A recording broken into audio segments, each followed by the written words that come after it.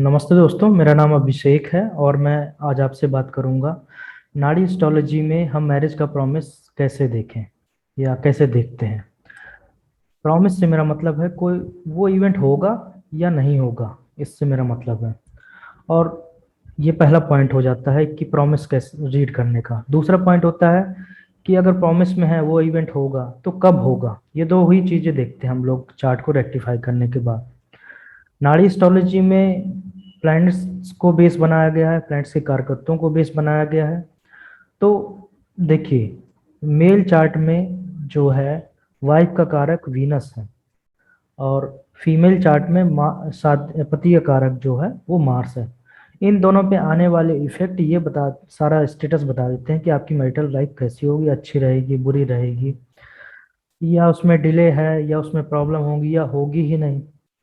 तो कुछ ही क्वेश्चन है, वो सारे एरिया ये दोनों प्लैनेट आपके बता देते हैं।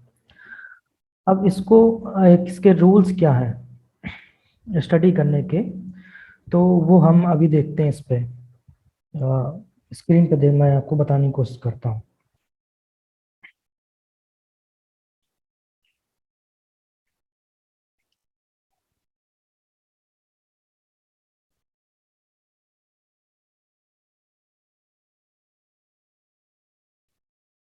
देखिए, ये कुछ मैंने टेक्स्ट लिखा हुआ है कि मैरिज का प्रॉमिस कैसे देखेंगे अगर आप कोई चार्ट आया हुआ है। तो वीनस जो है वाइफ का कारक है मेल हॉरोस्कोप में, वहीं मार्स जो है हस्बैंड का कारक है फीमेल हॉरोस्कोप में।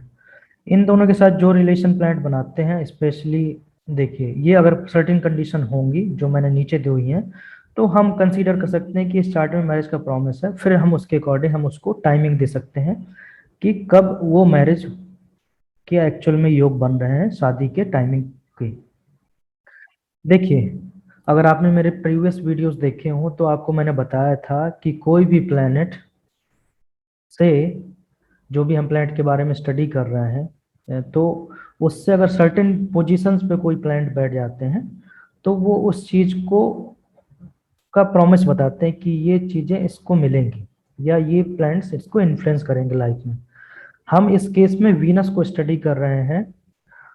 तो हमने ये बोला कि in case of male horoscope if Jupiter और Saturn aspect Venus then we say marriage in the a promise. हम बोलते हैं कि वीनस, जैसे वीनस जो है मेल हॉरोस्कोप में वाइफ का कारक है, तो अगर उससे सर्टेन पोजीशंस जो मैंने आपको प्रीवियस बेसिक वीडियोस में, मेरे अगर आप वीडियोस देखे होंगे तो उसमें मैंने बताया हुआ बेसिक्स के, कि अगर कोई भी प्लेनेट से पर्टिकुलर पोजीशंस वन, ये मैं आपको वन पे, टू पे, थ्री पे, फाइव पे, सेवन पे, नाइन पे, 11 पे और 12th पोजीशन पे वीनस से कोई प्लैनेट बैठ जाएगा, तो हम कहेंगे कि इस हॉरोस्कोप में मैरिज का प्रॉमिस है। ठीक है।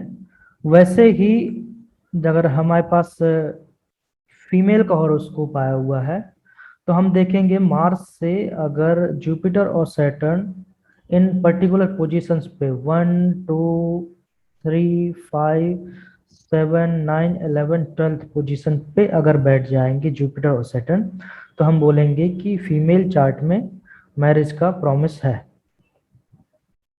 ठीक है। ये दो कंडीशंस हैं मेनली।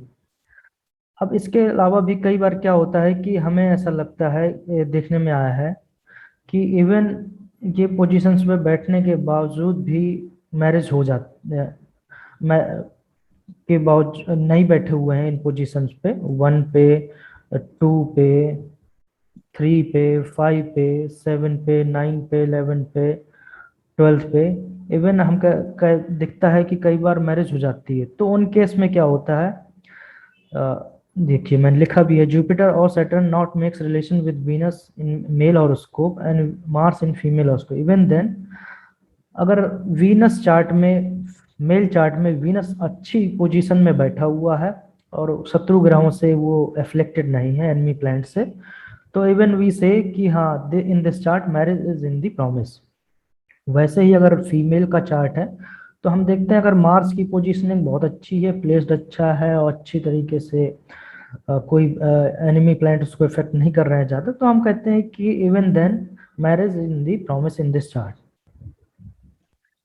एक और आप चीज देख सकते हैं कि इवन हम ये कहते हैं कि अगर इसके अपोजिट अगर हम जा करके देख लें किसी चार्ट में कि नो मैरिज की अगर कॉम्बिनेशन नहीं है किसी चार्ट में, तो चांसेस ये हो जाते हैं कि हाँ मैरिज प्रॉमिस में है। तो वो मैं अभी आने वाले वीडियोस में शेयर करूंगा कि what are the no marriage combinations.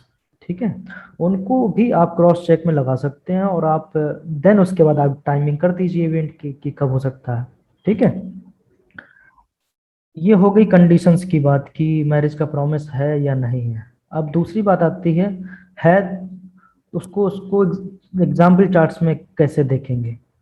ठीक है, तो ये एक बर्थ चार्ट है 1 दिसंबर 1986 का, और इसमें अगर हमें रीड करना हो कि प्रॉमिस है या नहीं है, तो मैं इसको समझाने की कोशिश करता हूँ कि कैसे हम किसी भी चार्ट में मैरिज का प्रॉमिस रीड करेंगे। मैंने ये पॉइंट्स भी लिखे हैं कि एनी प्लैनेट 1 2 3 5 7 9 और 10th में है, तो वो एक तरीके से कंजंक्शन में कंसीडर किए जाएंगे या एस्पेक्ट मान लेंगे, वो एक साथ बैठे हुए हैं और वो एक दूसरे को इन्फ्लुएंस करेंगे।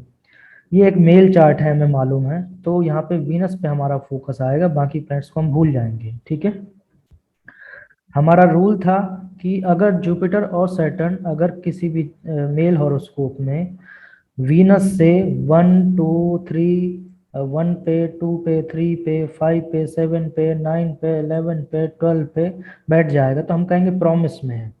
ठीक है, मैरिज प्रॉमिस में। स्पेशली ये कुछ पोजीशन है, 1 हो गया 2 हो गया, ठीक है, और 5 हो गया। एक मिनट दीजिए, ये चला गया, 5 पे है और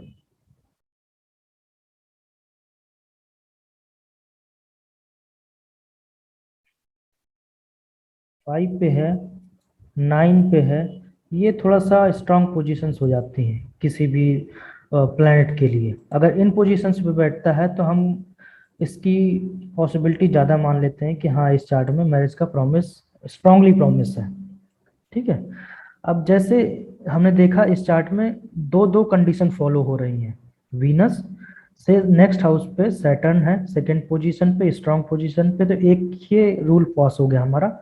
दूसरा आप देखेंगे कि वीनस से मेल हॉरोस्कोप में फिफ्थ पोजीशन पे, देखिए फिफ्थ पे 1 2 3 4 5, फिफ्थ पोजीशन पे जुपिटर बैठा हुआ है। तो हमने क्या रूल था हमारा कि जुपिटर या सैटर्न अगर वीनस से रिलेशन बनाते हो तो मैरिज प्रॉमिस में होती है। तो ये हमारा कंफर्म हो गया। अब हम उसके बाद टाइमिंग के लिए जाएंगे। अब टाइमिंग को हम आगे आने वाले लेक्चर्स में बात करेंगे। वीनस पे आने वाले प्रभावों को भी मैंने बताया था कि वो एक्चुअली में आपकी मैरिटल लाइफ के बारे में बताते हैं।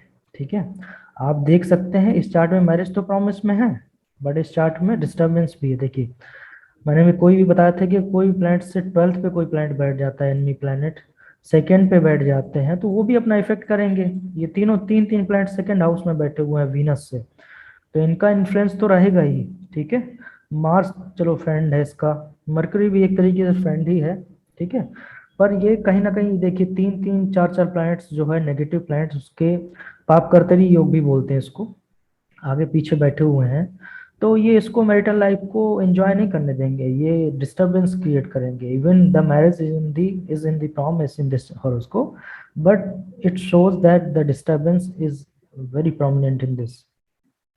तो ये कुछ कंडीशंस हैं जिनको आप देख करके विद इन अ मिनट आप आइडिया लगा सकते हो इस चार्ट में किस टाइप का लाइफस्टाइल रहने वाला है किसी भी चीज का। ये मैंने आपको समझाने का कोशिश की है। अगर आपको कहीं पे इसको स्टडी करने में या रूल्स अप्लाई करने में इशू आता है, प्रॉब्लम आती है, तो आप कमेंट सेक्शन पे मेरे वीडियो के जा कर के कमेंट कर सकते हैं, मैं उसको रिप्लाई करूंगा। अगर आपने मेरे बेसिक्स की वीडियो नहीं देखे हैं और आपको क्लियरिटी नहीं आ रही तो आप मेरे बेसिक्स की वीडियोस देखिए। मैं इसके एंड में भी वीडियो की कनेक्ट कर दूंगा, तो उससे आपको आसानी होगी समझने में इस थ्योरी को। और मैं आपको बताता हूँ कि ये बहुत ही आसान है प्रिडिक्शन करना, काफ़ी एक्यूरेसी के साथ आप प्रिडिक्शन कर ले जाते हो। So thank you. अगर आप लोगों को ये वीडियो पसंद आया तो प्लीज़ इसको लाइक करें और शेयर करें, और इसमें आप वीडियो में चैनल में आपको बेल आइकन भी मिल जाएगा, उसको भी प्रेस करें जिससे आपको लेटेस्ट अपडेट्स और नोटिफिकेशंस आते रहें। So thank you guys.